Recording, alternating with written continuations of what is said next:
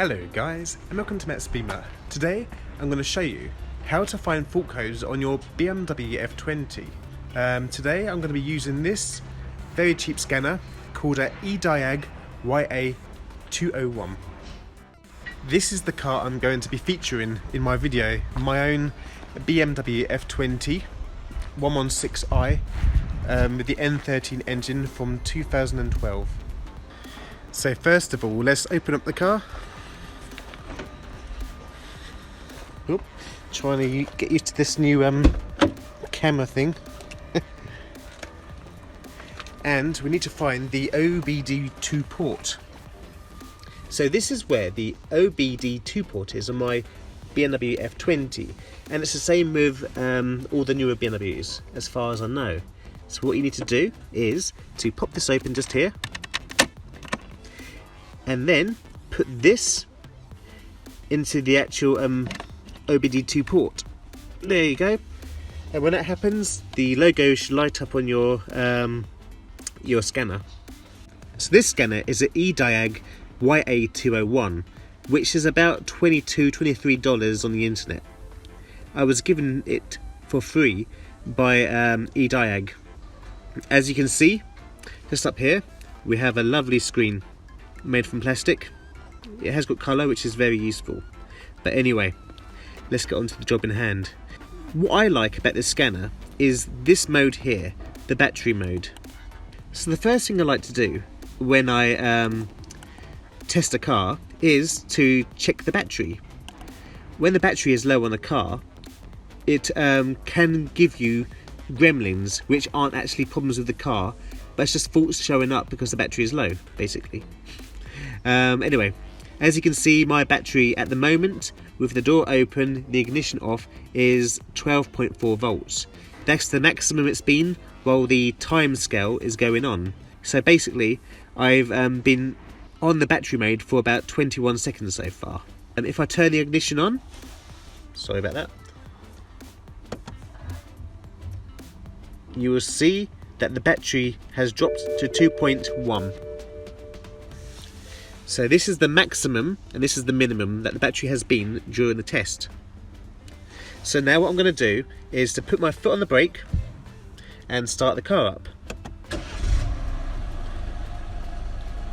Now, see the little dip just there? That's showing you how much power it took to start the car up. So when I started the car up, the power went down to 11 volts. And it's going up now because it's showing that the alternator is charging up the battery. So it means I've got a good alternator and a good battery. Bear in mind, I haven't driven this car for about 3 or 4 months due to the COVID situation.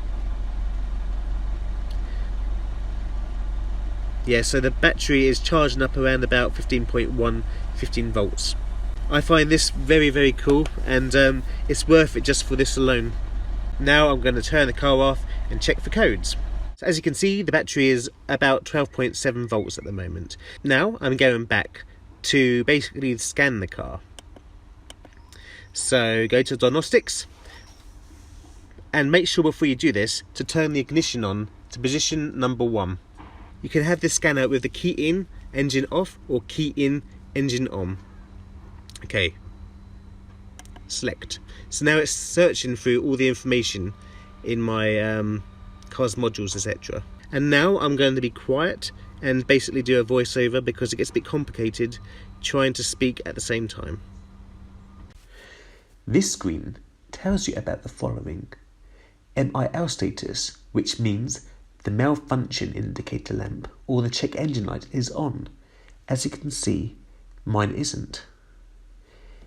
DTC CNT is the number of diagnostic trouble codes there are.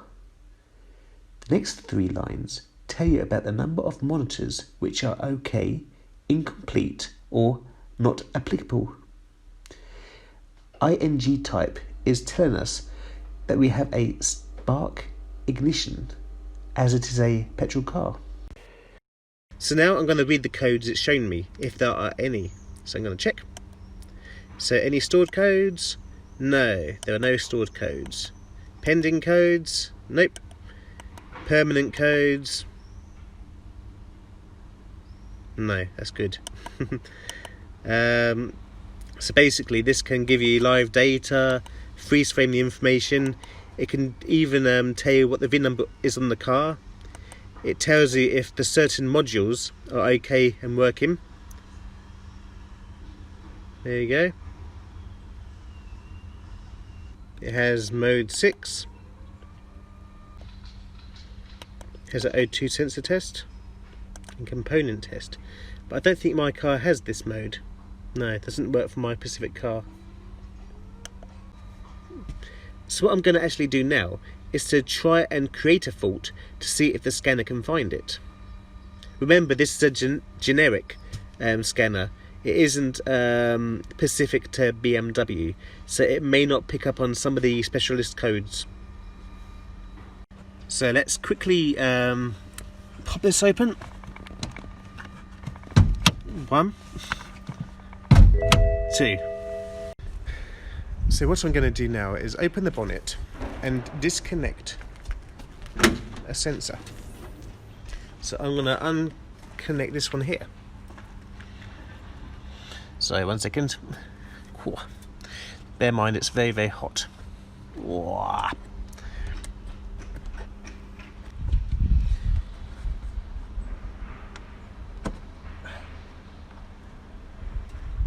There you go. Hello again. So what I'm going to do now is actually start the car up. My glasses are pink. I don't know why. Yeah, I'm going to start the car up because since I disconnected that sensor, the car needs to run to know that that sensor has been disconnected. So let's start the car up.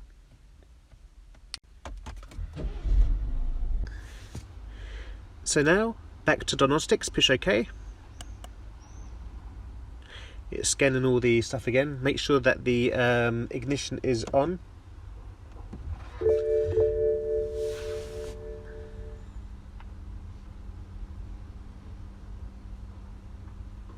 Okay, it has all the information. Okay, so back, go to read codes. There will be nothing in stored codes. It should be in pending codes. There you go. Up here is the generic fault code for this issue. And here's the actual, this actually tells you what the issue is down here. Saves you looking on the internet for any ideas. What I'm going to do now is quickly plug it back in, delete the code, and test to see if it actually has deleted the code.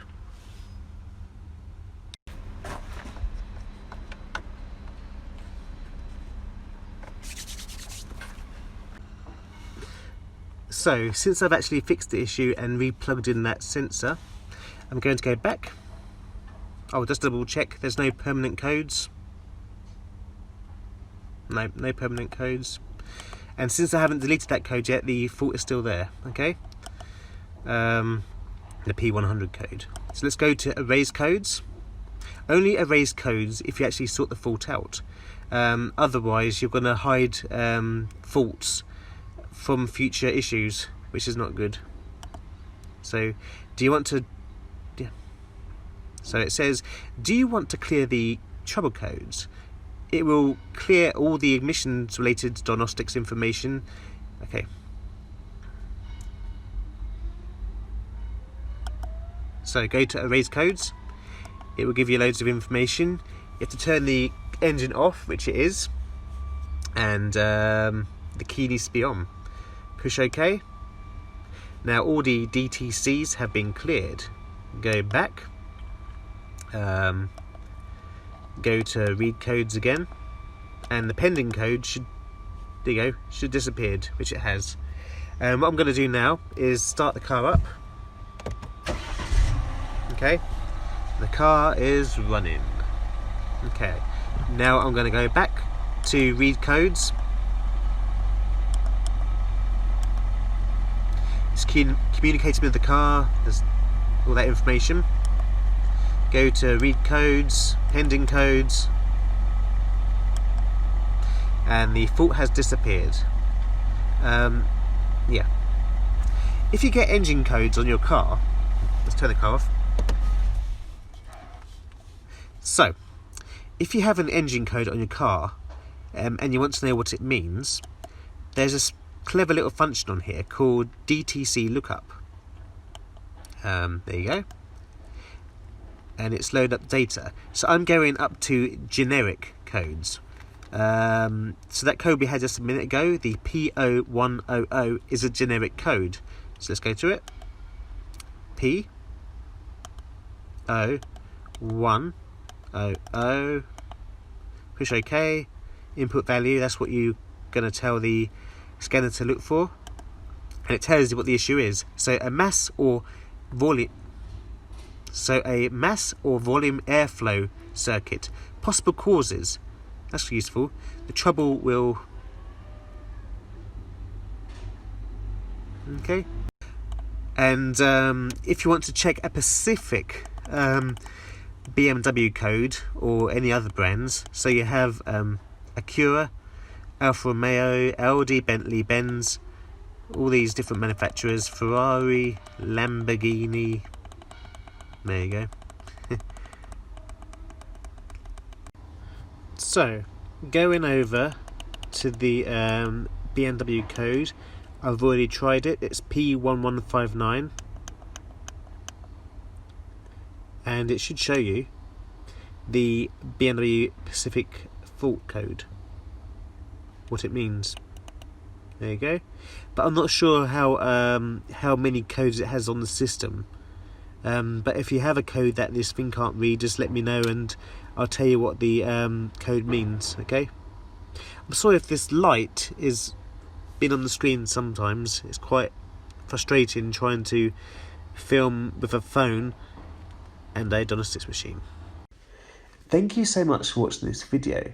If you are interested in the scanner, then check out the links down below that Ediag gave me. They also have a few other products in their lineup. If I have a fault with my car in the future, this is the scanner I'm most likely to use first because it's the one that I will leave in my car as it's so cheap. I usually leave my more expensive scanners at home. Anyway, enjoy the rest of your week and have fun, and please don't forget to subscribe. Thank you and take care. Goodbye.